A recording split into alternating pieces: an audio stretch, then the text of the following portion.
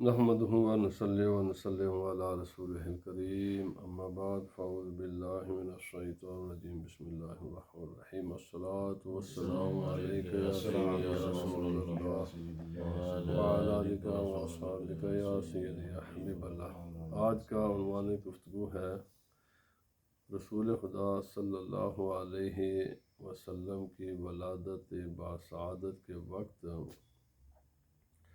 جو کچھ اس کائنات میں عجائب غرائب جن کا ظہور ہوا ان کا انشاءاللہ العزیز آج سے بیان شروع ہوگا، اور رسول اللہ صلی اللہ علیہ وسلم کے ولادت باسعادت کے وقت جو کچھ ہوا اس کے ریلیٹڈ، اس سے متعلقہ جو واقعات ہیں یہ اللہ رب العزت نے قرآن حکیم میں بھی بیان کیا ہے۔ لوگوں کی بڑی تکلیف ہوتی ہے اس بات پر۔ یہ جو صورت ہے الم تر کیف فعل ربک باصحاب الفیل، اس میں کس چیز کا بیان ہے؟ یہ جو ہاتھی یہ کون ہے؟ یہ ابرا کون تھا؟ یہ واقعہ کب ظہور پذیر ہوا؟ اس کا یہ اللہ رب العزت نے خانہ کعبہ کی حفاظت کیسے فرمائی؟ اس کے کیا اسباب تھے؟ اور بھائی یہ رسول خدا صلی اللہ علیہ وسلم کی ولادت سے صرف 50 یا 55 روز کا پہلے کا واقعہ ہے۔ ایک ابرہا جو ایک بری نیت کے ساتھ خانہ کعبہ کو گرانے کے لیے آیا، رسول خدا صلی اللہ علیہ وسلم کے دادا جان چونکہ وہ متولی تھے، ان کے ساتھ بات چیت ہوئی، آپ یہ نے بتا دیا بھائی لوگوں، اور یہ رسول اللہ صلی اللہ علیہ وسلم کے گھر سے ایک نور کا ظہور ہوا تھا، اور اس وقت اس ظہور کے بعد حضرت عبد المطلب نے اہل مکہ کو کہا بھائی فکر کرنے کی ضرورت نہیں ہے، تم اپنا کام کرو، اللہ تعالیٰ اپنے گھر کی خود ہی حفاظت فرمائے گا۔ یہ پورے واقعات موجود ہیں، پوری تفصیل موجود ہے سورۃ الم تر کیف فعل ربک باصحاب الفیل کی تفسیر کی کتابوں میں پڑھ کر دیکھ لیں۔ یہ رسول اللہ صلی اللہ علیہ وسلم کی ولادت سے صرف 50 یا 55 روز کا پہلا واقعہ ہے جو اللہ رب العزت نے قرآن حکیم میں بیان کیا ہے۔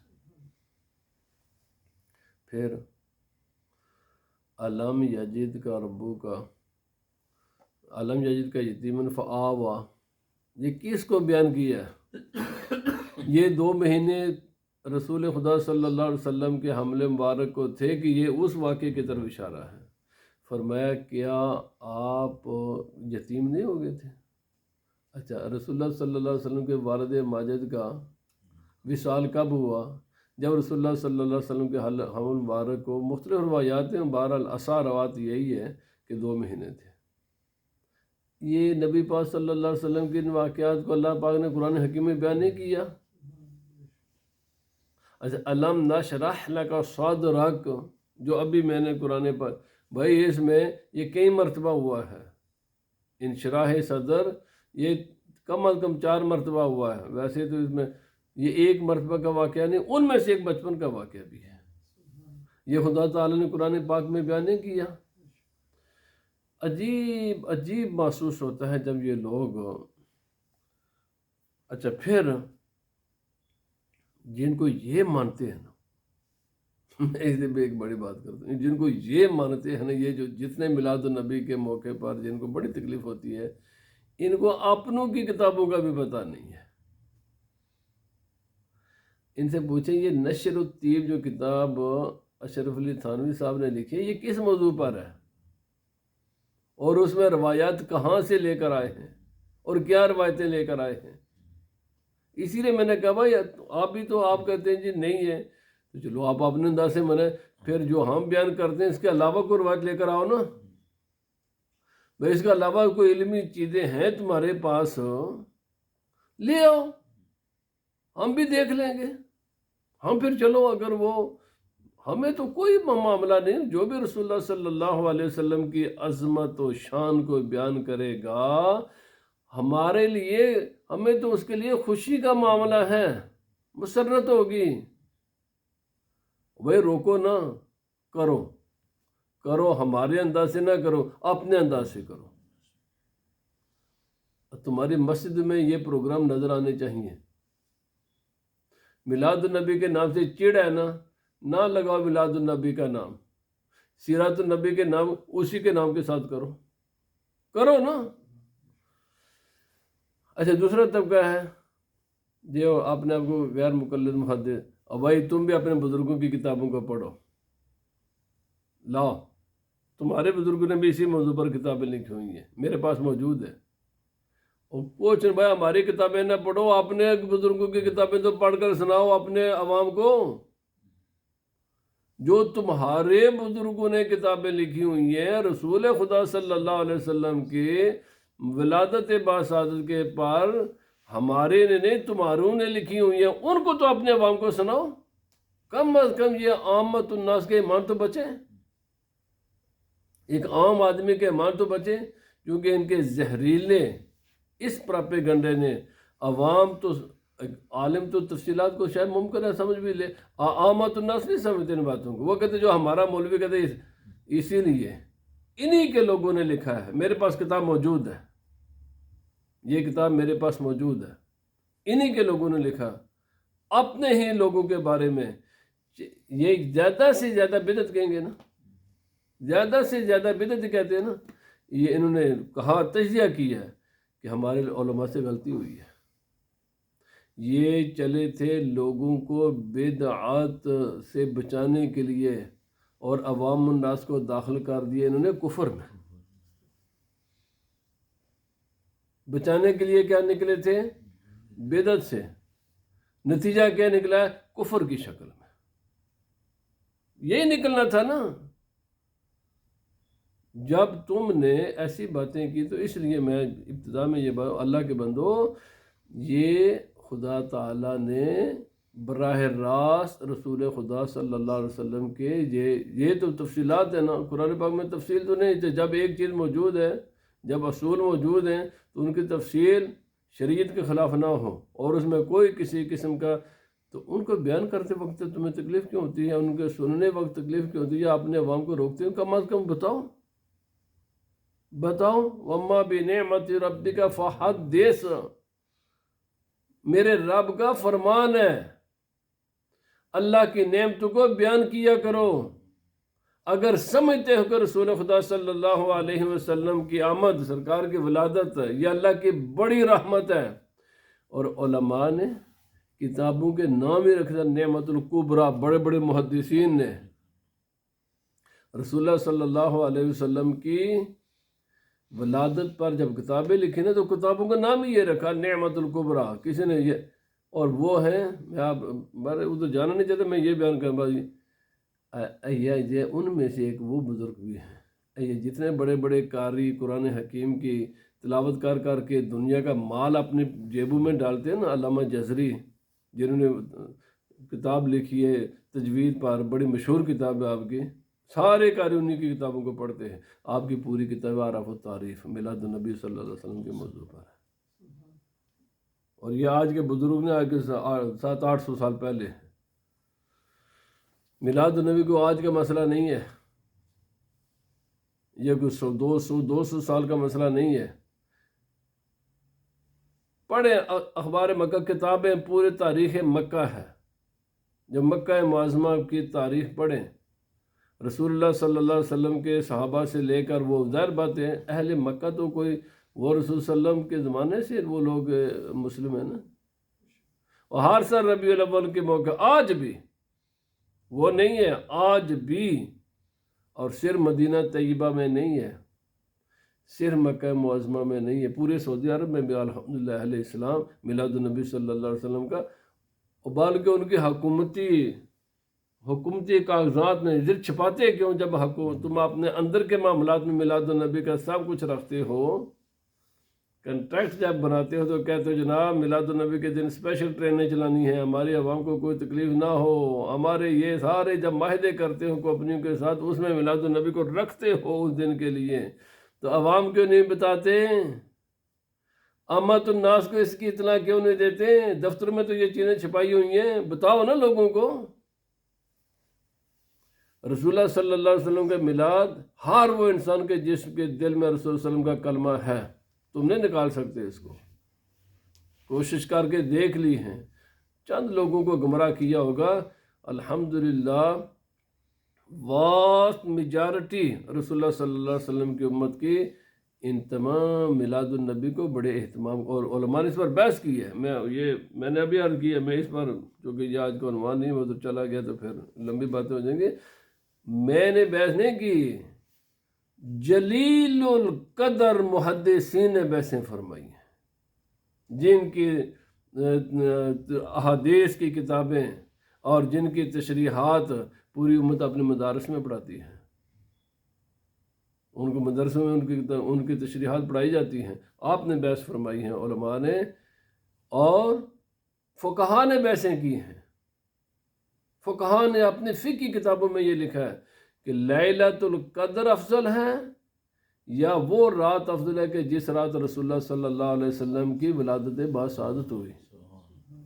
اس مسئلے پر بحث کر کے جو نتیجہ نکالا ہے نا، وہ یہ ہے کہ جس رات رسول اللہ صلی اللہ علیہ وسلم کی ولادت باسعادت ہوئی ہے وہ لیلۃ القدر سے افضل ہے. کیوں؟ اگر یہ رات نہ ہوتی تو وہ بھی نہ ہوتی. اس کا سبب تو قرآن کا نزول ہے نا.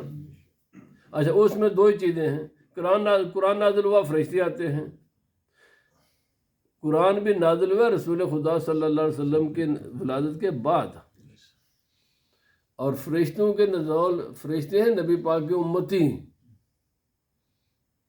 سرکار کے خدام. تو جس رات کو خدا سرکار کے خدام آئے وہ تو ہو جائے افضل ہو. تو جس رات کو خود سرکار دو عالم صلی اللہ علیہ وسلم تشریف لائیں، فقہ کی کتابیں پڑھیں. اہل فقہ بڑے احتیاط کے ساتھ اور علماء بے مسائل میں، چونکہ فقہ ہوتی ہے نا، فقہ میں تو بڑی ناپ تول کر بات لکھی جاتی ہے. محدثین نے، فقہا نے اس مسئلے پر بحث کر کے کہ سب سے افضل رات کون سی ہے، تو فرمایا نبی پاک صلی اللہ علیہ وسلم کے ولادت باسعادت کی رات یہ لیلۃ القدر سے بھی افضل ہے. کیوں؟ فرمایا دلیل یہ دی. فرمایا اس لیے کہ جن چیزوں کو خدا تعالی نے بیان فرمایا وہ دو ہیں، یا ایک تو فرشتوں کا نزول ہے، ایک قرآن حکیم کا نزول ہے. فرمایا فرشتے نبی پاک صلی اللہ علیہ وسلم کے امتی غلام خدام ہیں، اگر ان کے آنے سے یہ برکتیں مل جاتی ہیں، اتنے اللہ پاک بڑھا دیتا ہے ثواب کو. اور قرآن جو نبی پاک صلی اللہ علیہ وسلم کے اوپر کتاب نازل ہوئی ہے، وہ نبی پاک صلی اللہ علیہ وسلم کے بعد کا مسئلہ ہے، سرکار پہلے آئے ہیں. اور جبرائیل علیہ السلام لے کر آتے تھے اللہ کی کلام ہے. اور کسی بھی نبی پر اتنی مرتبہ، اب تو رات ملی نا، ایک ہی مرتبہ اللہ نے دے دی تھی. ایک ہی مرتبہ قرآن حکیم کو لے کر اور نبی صلی اللہ علیہ وسلم کی خدمتیں جبرائیل علیہ السلام 24,000 مرتبہ آئے. اگر خدا فرمائے یہی دکھانے کے لیے تھا میرے محبوب کا مرتبہ کیا ہے، عظمت کیا ہے، شان کیا ہے، وہ چاہتا تو ایک ہی مرتبہ سارا قرآن نازل کر دیتا. بہرحال فرماتے وَعْلَمْ أَنَّهُ ظَاهَرَ فِي وقت ولادتہ صلی اللہ علیہ وسلم عجائب وتبین غرائب. اس بات کو جان لو، یقین کر لو کہ رسول خدا صلی اللہ علیہ وسلم کی ولادت باسعادت کے موقع پر بڑے بڑے عجیب و غریب واقعات رونما ہوئے، اور بڑے بڑے واقعات ہوئے. اور ان میں سے ان ظالموں کا بوم بند رکھنے کے لیے جو میلاد النبی کے دشمن مخالف ہیں، آج بھی وہ نشانیاں موجود ہیں. آج اس وقت جب میں بات کر رہا ہوں نا، اس وقت بھی وہ نشانیاں موجود ہیں. فرمایا انہی میں سے ایک یہ ہے کہ جب رسول اللہ صلی اللہ علیہ وسلم کی ولادت کا وقت قریب آیا تو فرشتوں نے اللہ اکبر کے نعرے بلند ہوئے. اب فرشتے کتنے ہیں؟ کوئی، اللہ پاک نے فرمایا ما یعلم جنود ربک الا ہو، اللہ کے لشکروں کو سوائے خدا کے کوئی نہیں جانتا. فرشتوں نے نعرہ تکبیر بلند کیے، اللہ اکبر لا الہ الا اللہ واللہ اکبر وللہ الحمد کی صدائیں بلند کیں. وسبحت الافلاک، اور آسمانوں پر رہنے والی خدا جانے کسی کو کیا معلوم کہ کتنی مخلوق ہے، ہر ایک نے کہا سبحان اللہ سبحان اللہ سبحان اللہ. اللہ کے تسبیحوں کی آوازیں بلند ہوئیں. وتزخرفت الجنان، ایسی طرح مسجد کی صفائی کر دیتے ہیں، گلیوں کی صفائی کرتے ہیں، گھروں کی صفائی کرتے ہیں، لائٹیں لگا لیتے ہیں تو تھوڑا بڑی تکلیف ہوتی ہے، یہ کیوں ہے؟ اور میرے بھائی جب رسول خدا صلی اللہ علیہ وسلم کی ولادت کا وقت آیا تو خدا نے جنتوں کو سجایا ہے۔ آگے سنیں آپ سارے بلا، جنتوں کو سجایا گیا، وَتَزَيَّنَتِ الْحُورُ وَالْوِلْدَانُ، جن کے لیے سارے مرد نا ہمیں حوریں ملیں گے، ان حوروں نے بھی اپنے بناؤ سنگار اپنا میک اپ کر لیا تھا۔ یہ نبی پاک صلی اللہ علیہ وسلم کی ولادت ہونے لگی آپ کے استقبال کے لیے، اسی لیے ہم کہتے ہیں جب میلاد النبی میں آؤ صاف ستھرا لباس پہن کر آؤ، خوشبو لگا کر آؤ، وضو کر کے آؤ، خوبصورت مسجدوں کو بناؤ، خوبصورت اپنے گھروں کو بناؤ۔ آگے سارے جو کچھ اچھا جتنے بھی اہل سنت و جماعت کرتے ہیں نا، میں ایک دفعہ یہاں سے نکلا تو ادھر پار نکلا تو یا اللہ اس کو ہدایت عطا فرمائے، ایسے باتیں کرنے لگا، اور میں تیرے جہالت ایک بیماری ہے، اس کا ایک علاج صرف علم ہے، اس کا کوئی میرے پاس علاج نہیں ہے۔ اگر تیرے دل میں کوئی ایسی کسی، میں تو آپ کو معذور سمجھتا ہوں کہ ان بدبخت مولویوں نے لوگوں کے ذہنوں کو مسموم اور زہریلا کیا ہوا ہے، ورنہ عوام کا بھی تو میں اتنا، ہاں عوام کا ایک ان کو چاہیے، اتنی سی بات تو ہے نا جی، اتنا تو بات سمجھ سکتے ہیں نا آپ کے اپنے گھر میں ایک، میں نے کل بھی عرض کیا تھا، خدا جانے کیسا کوئی انسان کی اولاد، اس کے باوجود خوشیاں مناتے ہیں، اولاد کی شادی کرتے ہیں، پتہ نہیں رزلٹ بعد میں کہ وہ آپ کے کیسا ہوگا، ہم روزانہ جانتے، اس کے باوجود خوشی کرتے ہیں۔ کامن سینس تو ہے، وہ میرے بات سنو، کامن سینس تو ہے۔ ایک پروفیسر تھے ہمارے سیالکوٹ، مجھے وہ کہتے تھے بھائی کسی کا باپ کالا بھی ہو، اندھا بھی ہو، کانا بھی ہو، 1000 کے مجمع میں بیٹھا ہو نا، جو حلالی بیٹا ہوگا نا، اس کو 1000 کے مجمع میں اپنے باپ ہی کا چہرہ سب سے حسین لگتا ہے۔ جس کے میں گڑبڑ ہوگی وہی ادھر کا، اس کا ذرا چہرہ اچھا ہے، اس کا چہرہ، وہ دیکھے گا دوسرے کو، جو حلالی ہوتا ہے وہ اپنے ہی کو دیکھتے ہیں، یہ تو ہے وہ جس کا کالا ہے، جس کا نبی نے، تو جس ذات کو خدا نے کائنات کا حسن عطا کیا ہے، ساری کائنات کی خوبیاں عطا کی ہیں، یار اس کے بارے میں تو کیسے خیال رکھتا ہے؟ کچھ نہ کچھ تو خیال کر، نہیں تیرے پاس علم تو اتنی تھوڑی سی بات تو ہے کہ اپنے ساتھ تو معاملہ کیا کرتا ہے، رسول اللہ صلی اللہ علیہ وسلم کے بارے میں تیرے کیا خیالات ہیں؟ ایسی نمازوں کا قطعاً کوئی فائدہ نہیں ہے، یاد رکھ لیں۔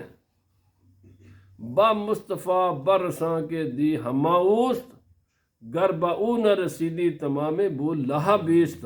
علامہ اقبال نے انہیں کہا یہ سن لو، میں نے پورے دین دنیا سارے لوگوں کو پڑھنے کے بعد میں نتیجہ یہ تمہیں دے کر جا رہا ہوں، اور یہ انہی کے بارے میں، یہ کہا بھی انہی دیوبندیوں کے بارے میں تھا۔ علامہ اقبال نے شعر ہے اور اس میں ذکر کیا ہے دیوبند کے لفظ کا کہ تمہاری تعلیم تبلیغ کیا ہے اور میں اس کا رزلٹ کیا نکالا ہے۔ فرمایا با مصطفیٰ بارساں، جس قوم کو رسول اللہ صلی اللہ علیہ وسلم سے دور کرنے کی تم کوشش کرتے ہو نا، تو میرا یہ ہے کہ لوگوں ان کی باتوں کو نہیں سننا، با مصطفیٰ برساں، رسول اللہ صلی اللہ علیہ وسلم کے دامن کو مضبوطی کے ساتھ پکڑ لینا، پہنچنا ہے، اپنا تعلق مدینہ منورہ کے ساتھ مضبوط کرنا ہے، رسول اللہ صلی اللہ علیہ وسلم کے ساتھ مضبوط کرنا ہے کہ دی ہماؤست بمصطفیٰ برساں خیشرا، اپنے آپ کو رسول اللہ صلی اللہ علیہ وسلم تک لے جاؤ، پہنچا دو۔ فرمایا بس اس کے بعد وہ فائنل منزل ہے، کیونکہ رسول خدا ہی کی ذات دین ہے، گرباؤ نہ رسیدی تمام بو لہا بیست۔ اگر رسول اللہ صلی اللہ علیہ وسلم کی ذات کو نکال کر باقی جو کچھ بھی ہے، پھر تجھ میں اور ابو لہب میں کوئی فرق نہیں ہے۔ نبی پاک کی ذات ہی سے فرق ہوتا ہے، یہ مومن ہے اور یہ دوسرا ہے۔ یہ علامہ اقبال نے، اور یہ میں نے پہلے عرض کر دیا، میرے پاس ساری کتابیں، میرے پاس کتابیں علامہ، اور یہ آپ کی زندگی کے آخری اشعار میں سے شعر ہے۔ یہ میں عرض کر دوں، علامہ اقبال کے جو زندگی کے آخری اشعار ہیں نا، یہ انہی اشعار میں سے ایک شعر ہے، اور اسی شعر نوائے وقت اخبار نے لکھا تھا، انہوں نے اس کو دفتر کو جلا دیا تھا۔ بھائی کیوں؟ اشعار تو موجود، دیکھ لو تو اللہ نوائے وقت پر کے دفتر پر انہوں نے حملہ کیا تھا، یہ کیوں بات؟ جیسے تم اگر رسول خدا صلی اللہ علیہ وسلم کے اوصاف کو چھپاؤ تو کوئی تکلیف نہیں ہے، لیکن اگر تمہاری غلطیوں کو کوئی بیان کرے تو اس کے دفتر پر حملہ ہو جائے۔ یہ تاریخی حقائق ہیں جن کو مٹایا نہیں جا سکتا، یہ واقعات ہو چکے ہیں۔ نوائے وقت اخبار آج بھی موجود ہے، پوچھو کس وقت کیوں اس کا دفتر جلایا گیا تھا؟ یہی علامہ اقبال کا شعر اس نے لکھا تھا، اس نے شائع کیا تھا۔ تو نکالو کتابوں سے، اس کی کتابیں تو موجود ہیں، پرنٹ ہو رہی ہیں۔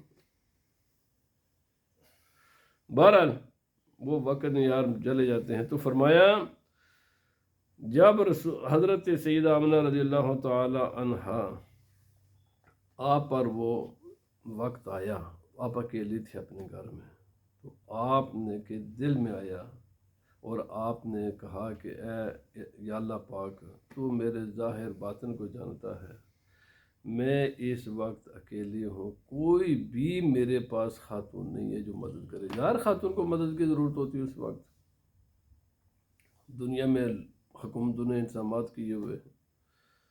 فرمایا جیسا ہی میرے ذہن میں یہ بات آئی تو کیا دیکھتی ہوں کہ انتہائی حسین جمیل بڑے بڑے لمبے قد والی عورتوں کے ساتھ، جن کے بال سیاہ، چہرے سرخی مائل، اور فرمایا یہ کہتی ہوئی کہ آمنہ ہم تجھ پر قربان جائیں،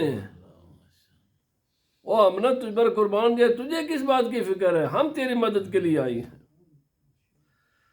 فرمایا یا آمنہ لا باس علیکی نحن الحور العین، فکر نہیں کرنا، ہم جنت سے میں حور عین آ گئی ہوں۔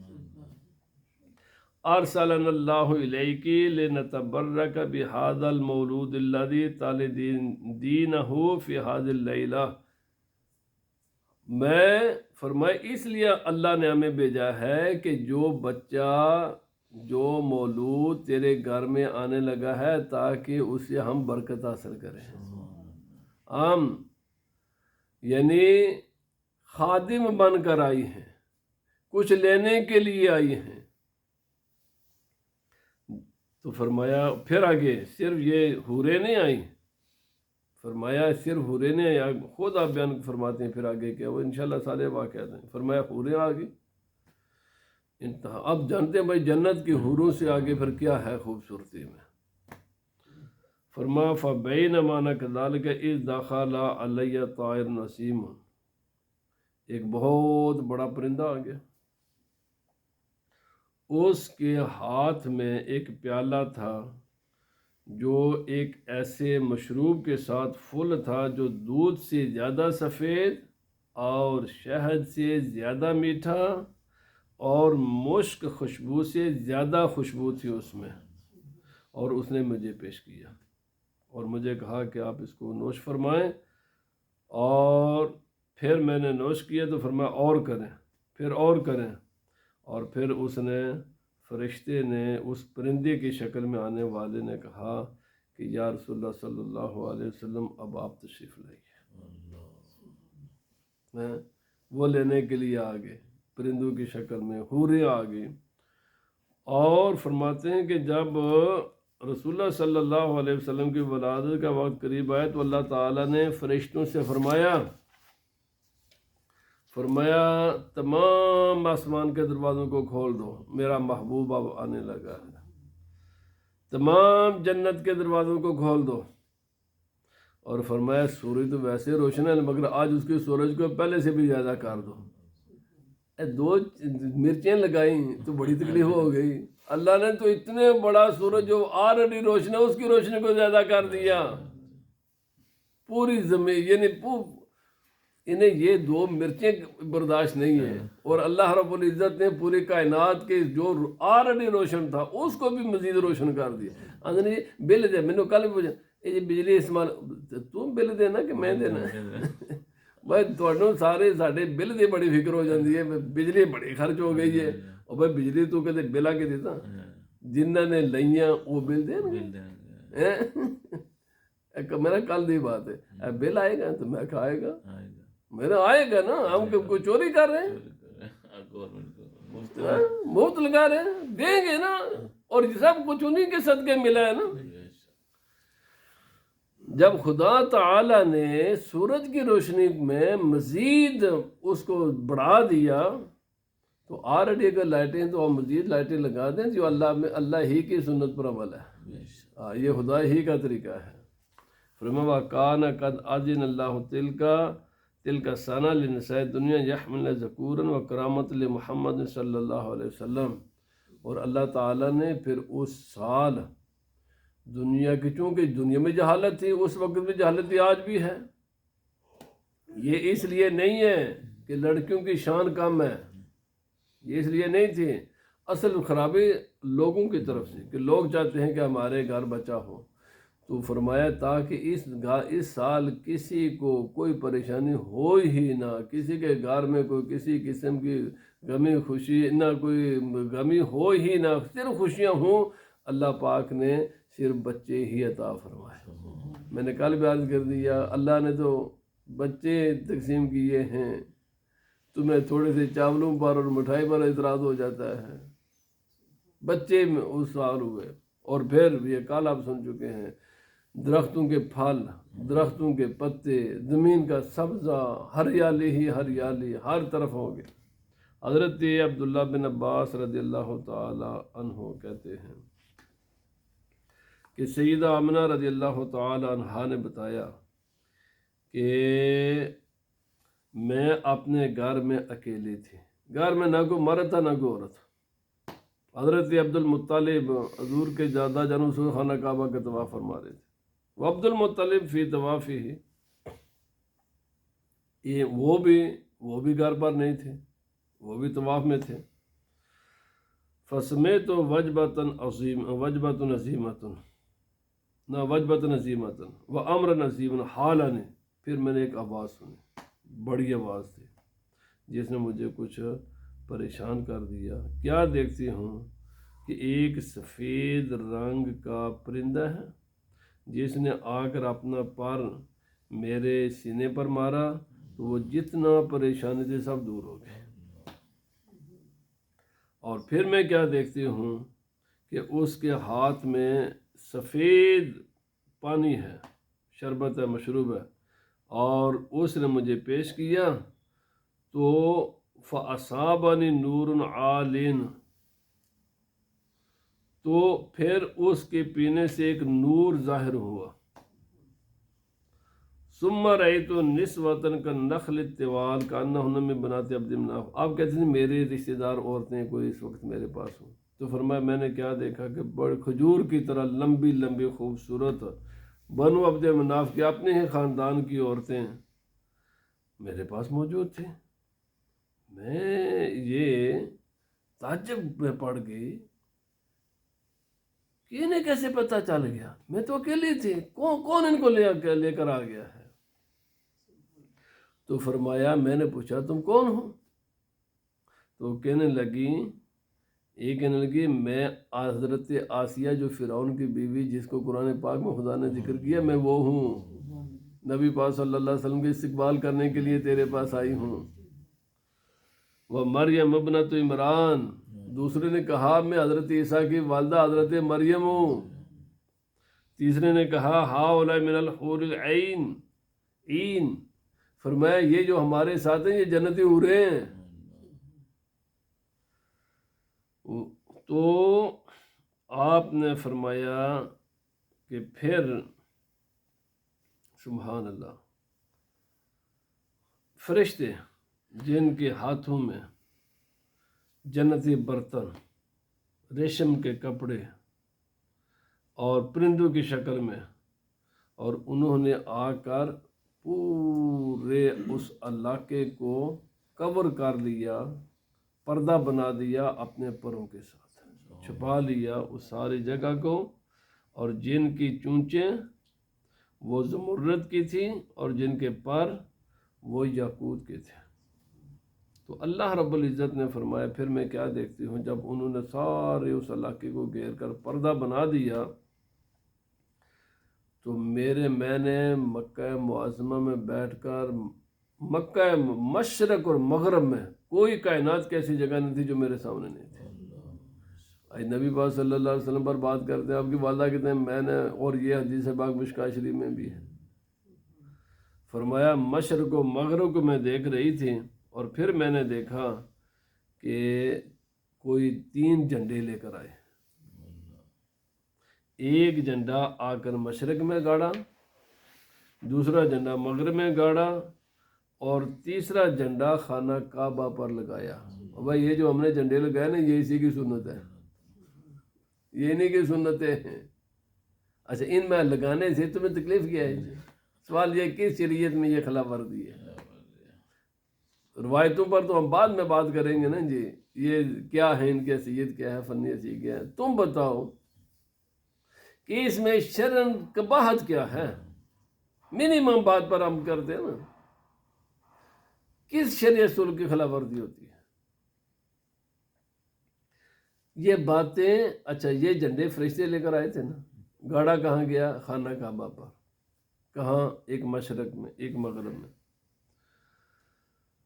تو فرمایا پھر جب یہ جھنڈے لگا دیے گئے تو پھر رسول اللہ صلی اللہ علیہ وسلم کی ولادت باسعادت ہوئی، اور کیا میں دیکھتی ہوں کہ رسول اللہ صلی اللہ علیہ وسلم جب دنیا میں تشریف لائے تو آتے ہی سرکار دو عالم صلی اللہ علیہ وسلم نے اللہ کی بارگاہ میں سجدہ کیا، اور آپ کی انگلی مبارک آسمان کی طرف اٹھی ہوئی تھی۔ اس حدیث پاک میں نہیں ہے، باقی میں آتا ہے۔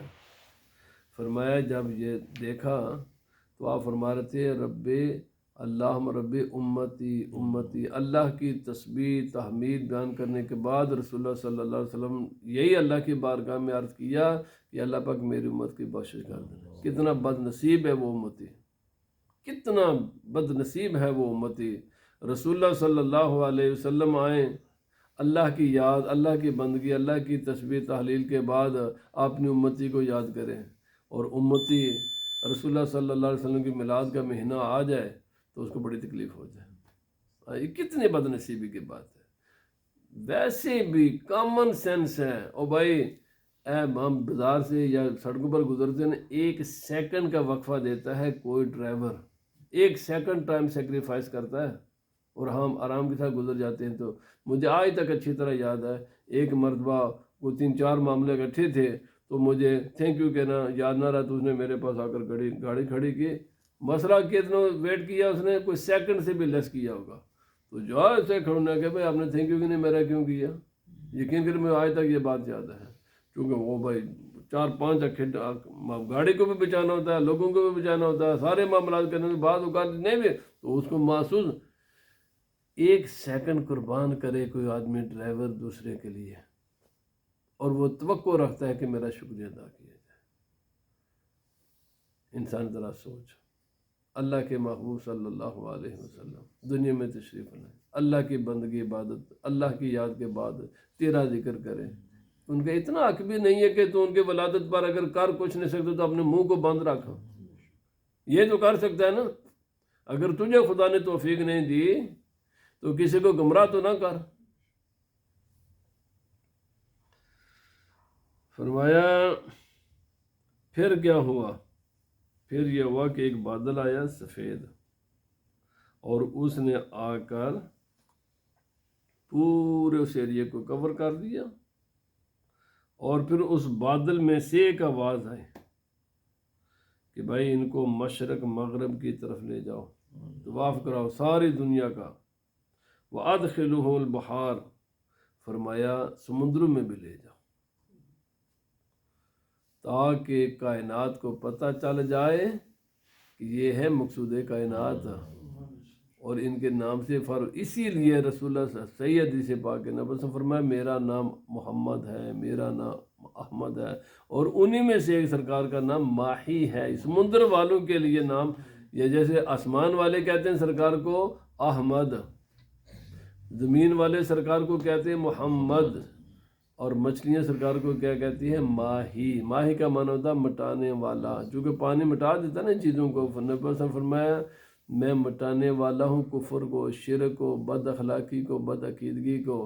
تو رسول جو سمندر والے فرمایا ماہی، تاکہ وہ نبی پاک صلی اللہ علیہ وسلم کی نام سے واقف ہو جائیں، نعت سے واقف ہو جائیں، سورت سے واقف ہو جائیں، اور ان کو نام بتا دیا کہ ماہی ہیں. کیوں؟ فرمایا لا یبقى من الشرک شیء الا موحی فی زمانہ. نبی پاک صلی اللہ علیہ وسلم شرک کا کلا کما فرما دیں گے. میرے بھائی، یہ رسول خدا صلی اللہ علیہ وسلم کی شان ہے، یہ عظمتیں ہیں. جو بڑے بڑے علماء نے، بڑے حضرت عبداللہ بن عباس، آگے آ رہے حضرت عباس رضی اللہ تعالیٰ عنہ کا بھی، آپ کے چچا جان کے واقعات، بلکہ آپ کے ایمان کے حضرت عباس رضی اللہ تعالیٰ عنہ جب آپ ایمان لائے، آپ کے ایمان لانے کے واقعات میں سے بنیادی آپ نے خود چیز بیان فرمائی ہے آپ کے ولادت کے واقعات. فرمایا میں نے آپ کو دیکھا ہوا ہے کہ جب آپ پیدائش، آپ کی ولادت ہوئی تھی تو کیا کچھ اس کائنات میں ہوا تھا. میں نے چونکہ اس کا چشمدید گواہ ہوں، اس لیے ایمان لانے کے مجھے کوئی تعمل نہیں ہے، کیونکہ میں نے ان چیزوں کو جانتا. رسول اللہ صلی اللہ علیہ وسلم کے ولادت کے واقعات کو حضرت عباس آپ نے ایمان لانے کا سبب بتاتے ہیں. پڑھیں کتابیں. میرے بھائی ان چیزوں کو بیان کیا کرو تاکہ آپ کے بچوں کا، آنے والی نسلوں کے ایمان، اور جو لوگ محروم ایمان سے، وہ ایمان لائیں. اور بڑی عجیب سی بات ہے، میرے یہ عنوان نہیں ہے تو چلی جاتی ہیں باتیں. حضرت عیسیٰ علیہ السلام کی عظمتیں خدا تعالیٰ قرآن پاک میں بیان فرمائے. ایسا ہی یہ انہی کی کتابوں کے، انہی کی کتابوں سے وہ چیزیں لے کر نا عیسائی چیلنج پھر کرتے ہیں. بھائی تم جن چیزوں کی اس سے تو بڑی چیزوں کے ہمارے نبی کا قرآن نے بیان کیا ہے، تو تمہارا نبی کے پھر کدھر ہے؟ تو افضل تو پھر ہمارے نبی ہوئے نا. سیالکوٹ میں یہ واقعہ ہوا تھا، تاریخ ایسا ہے، گنگ ہو گئی تھی ان کی زبانیں، آج تک گنگ ہیں. الحمدللہ ان کا منہ اہل سنت و جماعت ہی بند کرتے ہیں. ورنہ ان لوگوں نے جتنے اسلام کو نقصان پہنچایا ان کی کتابوں نے، آپ کبھی بھی غیر مسلم کا مقابلہ نہیں کر سکتے ان کی کتابوں سے اور ان کے رویوں سے. اس لیے کہ وہ کہتے ہیں ایک بار قرآن ہے، دوسرے کے تو تمہارے پاس کیا ہے جی اس کے مقابلے میں، لاؤ پھر. اللہ پاک ہدایت عطا فرمائے. جو بے ہدایتیں ہیں اور جو ہدایت یافتہ ہیں، اللہ تعالیٰ ان کو ہدایت پر قائم دائم فرمائے، اور مرتے دم تک ہمیں اللہ تعالیٰ اسی عقیدے پر رکھے اور اسی پر ہماری موت. اور یہی عقیدہ حق ہے، یہی محدثین کا، مفسرین کا، بڑے بڑے علماء کا 1400 سال سے یہی عقیدہ ہے جو ہماری کتابوں میں لکھا ہوا ہے. اللہ پاک ہمیں عمل کی توفیق عطا فرمائے.